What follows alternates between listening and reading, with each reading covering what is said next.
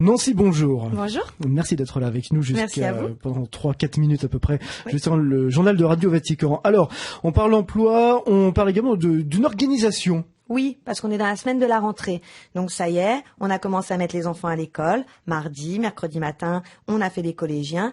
Et là, je voudrais insister sur un point, c'est quand on perd son emploi, on essaye de faire des économies. Donc le premier réflexe, c'est de supprimer la cantine, de supprimer la garderie du petit, voire même la nourrice, parce que effectivement, ça augmente le budget.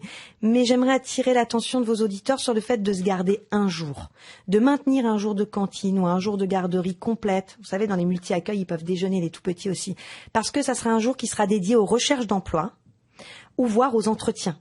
Parce que sinon, ça devient vite ingérable. Les gens se font aspirer par le quotidien et n'ont plus de journée dédiée à l'emploi. Et c'est bien de se dire que tous les jeudis, s'il y a une opportunité qui se présente, par exemple, qu'on veut me voir, paf, le jeudi, je n'ai pas de souci d'enfant, je n'ai pas de souci de garde, je peux me rendre à l'entretien sans problème. On se rend disponible. Donc si on est en recherche d'emploi, on essaie de bloquer une journée dans la semaine. Et on essaye de s'y tenir, de faire ça de manière calendaire, de manière à instaurer un rythme et quelque chose d'habitudinaire pour aussi surveiller les salons, les rencontres professionnelles et savoir que ce jour-là, on peut y aller tranquille, serein, les enfants, on sait où ils sont. Parce que c'est quand même un gros problème. Il faut savoir qu'aujourd'hui, 39% des personnes choisissent un type de contrat à temps partiel pour conserver leur mercredi, qui est le jour le plus demandé, pour s'occuper des enfants. Donc le mercredi, c'est une chose, mais il y a les autres jours de la semaine, où là, c'est bien aussi de se garder une soupape pour penser emploi, penser formation ou penser reconversion.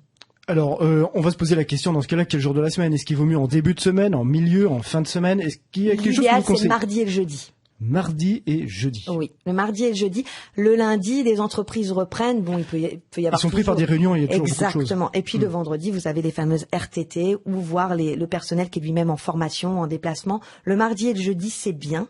Et puis ça permet vraiment d'avoir une journée complète. Parce que le vendredi, certaines entreprises finissent plus tôt. Le lundi, d'autres sont complètement déjà chargées, comme vous le dites, de réunions, de séminaires et autres. Donc le mardi et le jeudi, ça me semble la journée idéale à bloquer pour être serein vis-à-vis de tout ça. Quelque chose à ajouter?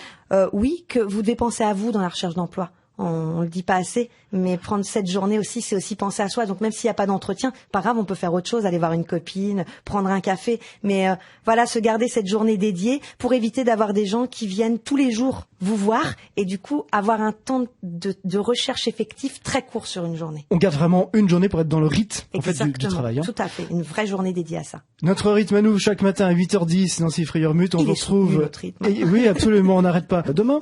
Merci, à demain.